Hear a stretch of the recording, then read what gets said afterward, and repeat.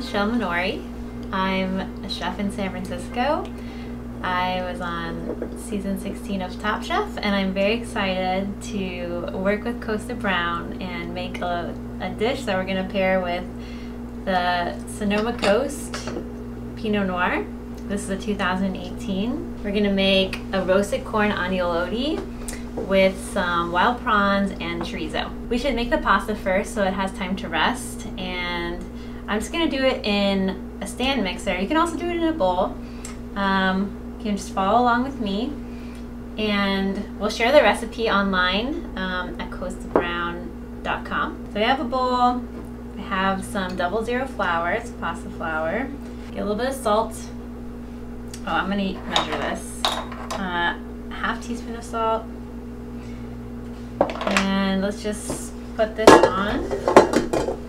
Okay, so start with the paddle attachment and start really slow so the flour doesn't go everywhere. Okay, so turn on slow just for a second, just to move the salt around. And we're gonna add about a half a tablespoon of olive oil. I kind of know what that looks like just because I've done this a million times. So go slow. I use olive oil because it makes the dough like a little softer and really silky. And while you're there, I have some eggs that I just whipped up. It's 2 eggs. I'm gonna just put this in a little like sauce pour so it's easier to get into the bowl. Because you want to add this really slowly. It's kind of like half an egg at a time, really. You want it to look like really sandy.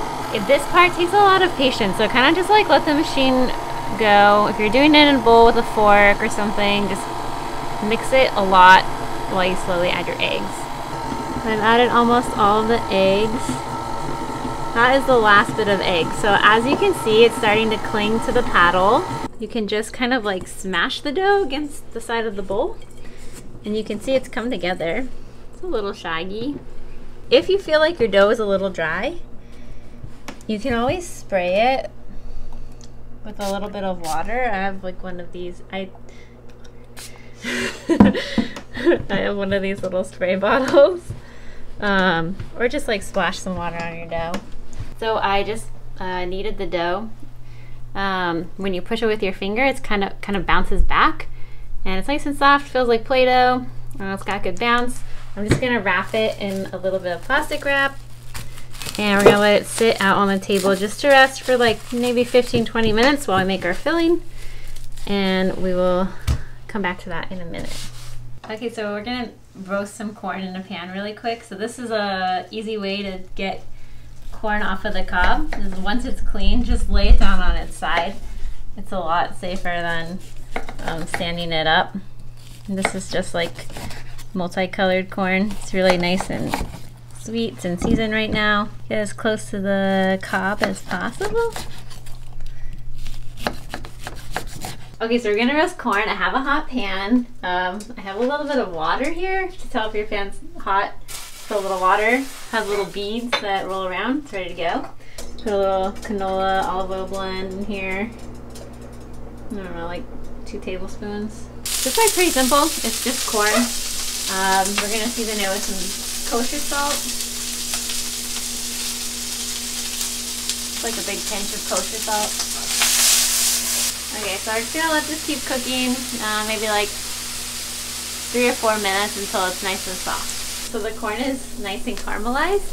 You can see it's starting to, have some nice caramelization on the bottom of the pan. It smells so good. I love the smell of roasted corn.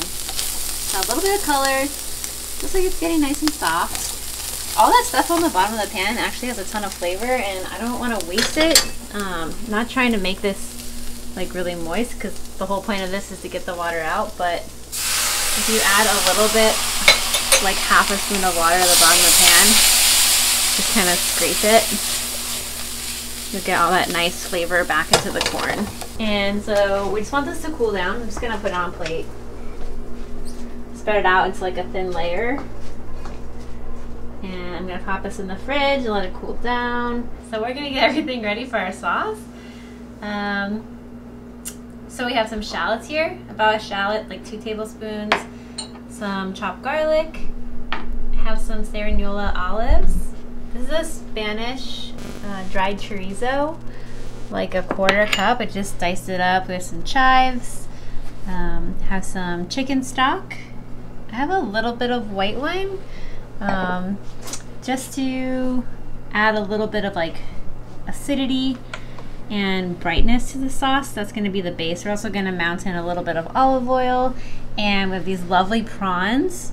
It's about 6 wild cut prawns. Prawns are something that you have to use a lot of mindfulness when you buy if you want to get something that's really sustainable and healthy for the environment, responsibly caught. So, you know, get wild, know where it came from. There's also a lot of really great farmed shrimp and prawns that are sustainable. So just do your research. I have some that are already cleaned and deveined. So we're just gonna chop them up. You know, gently cut these prawns to like little bite size.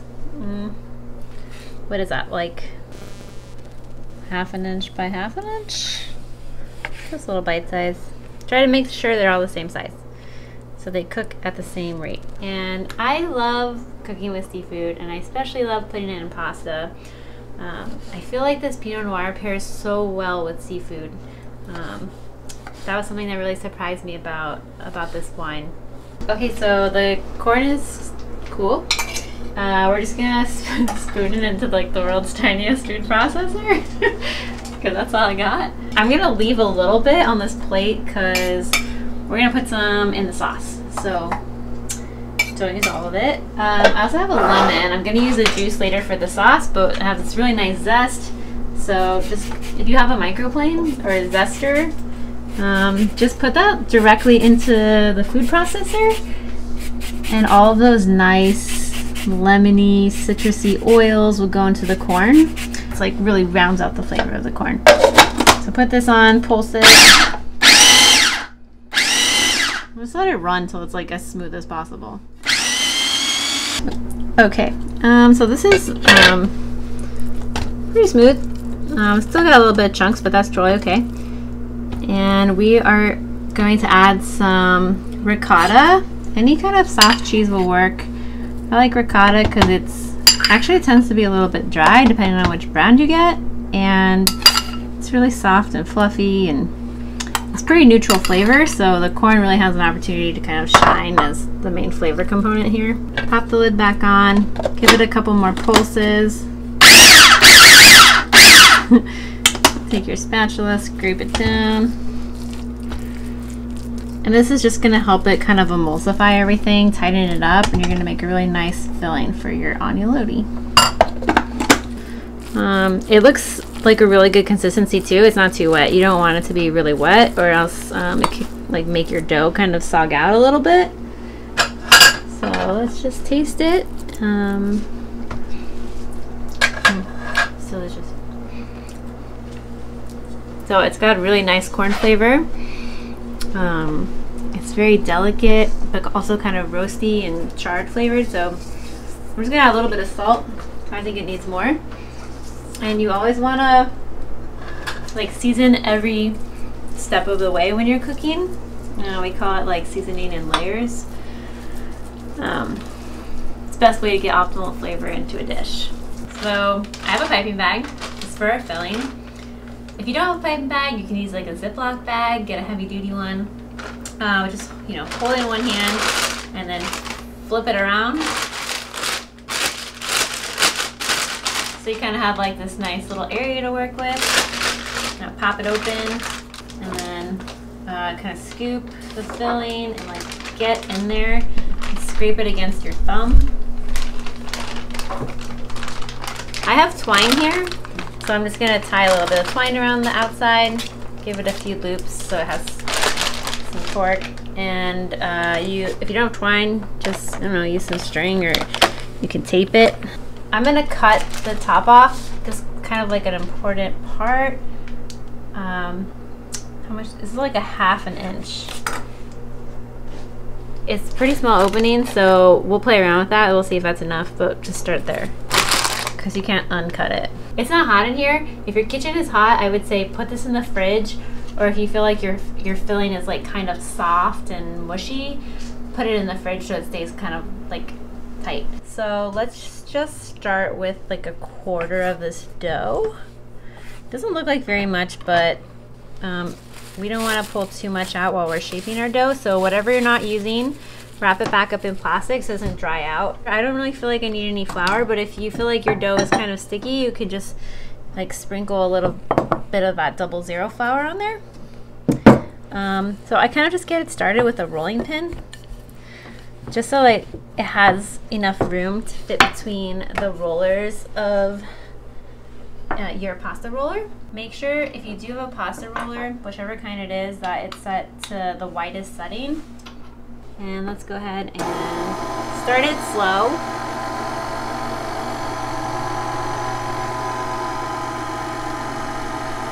So I'm gonna close this one more. And one trick that I use that I've learned throughout my time in restaurants is this is a really good time to create like a square shape with your pasta dough. It's gonna make your yield as close to 100% as possible. So you can just fold in the sides and fold it back so it's like as even as possible. And then you have like this nice little square dough. Make sure you go back to the first setting. I like to go slow when it's like the thick setting, and then you can always make it go faster as you get thinner.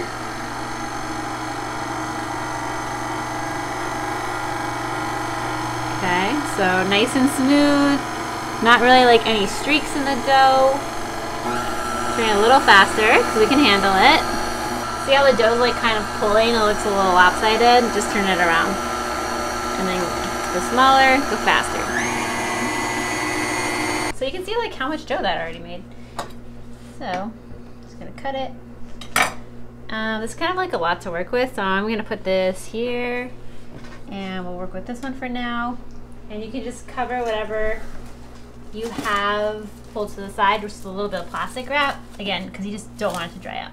This is the center of the dough. Start slightly towards you, a little closer to you than the middle. I put like maybe like a half teaspoon's worth, and give it like a finger's worth of space in between. If you have this fancy spray bottle, you can just spray with a little bit of water. If not, you can do a little brush or something. And then when you flip it over, you want to flip it so that the filling is actually on the top of the dough. So then I just use the flat part of my finger to smash down that top so that the two layers are basically sealed. And then start on one side and pinch the dough to get out the air, and also like really pinch it from the top so that you're getting like this little lip here, almost like a wall, if you will. Try really hard to get all the air bubbles out. This is like a really nifty tool. It's like 17 bucks or something. Cut the top off. I leave like a little bit of a lip here, like half a finger's worth. And this is the fun part. So, before I roll to cut, I kind of like roll it forward a little bit. I grab the next flap and kind of like roll it forward so that the top of this part of the dough meets the lip of this dough. So, roll and press. Pushing with enough force to seal the pasta together. And the goal here is to create that tiny little pocket where all that really delicious sausage you're about to make gets caught in the pasta. Okay, so we're ready to cook our pasta. The water's coming up to a boil. I want it to be like an aggressive boil, so I'm gonna start the sauce first. I have like a hot pan. Just add a little bit of this oil. We have some shallots. So we're just gonna let these slowly kind of melt in the oil. So let's go ahead and add the garlic as well. Turning down the heat to like a medium-low. I always add salt when I add garlic because I feel like it helps release a little bit of moisture, which helps prevent it from burning. And so now I'm just gonna like gently remove my pan from the heat, and I'm going to season my shrimp, because again, we're seasoning in layers. So season those guys. And we want to cook these like relatively gently. So let's add a little bit more oil. You'll see those start to turn pink right away as soon as they start to cook. Turn your heat to low. You really want this to be gentle. And actually, now is a really great time to add your pasta to the water. It's boiling nicely. Add a generous pinch. Always make sure your pasta water is boiling rapidly before you add pasta, or it will get mushy. Okay, so you can see that your shrimp is turning like a nice, beautiful, like orangish pink color. It's obviously not done cooking. We're gonna add some Spanish chorizo. So we're kind of just warming it through, getting some of that fat out. Let that cook for about 30 seconds to a minute. And I just have a splash of white wine here. I'm just gonna add that to the pan. Turn up my heat. And just let that burn away until it's almost dry. You can see like the shrimp is like maybe halfway cooked. It's gonna cook really fast once this wine evaporates. We're gonna add just a splash of chicken stock. And you know what? Sometimes timing doesn't work out.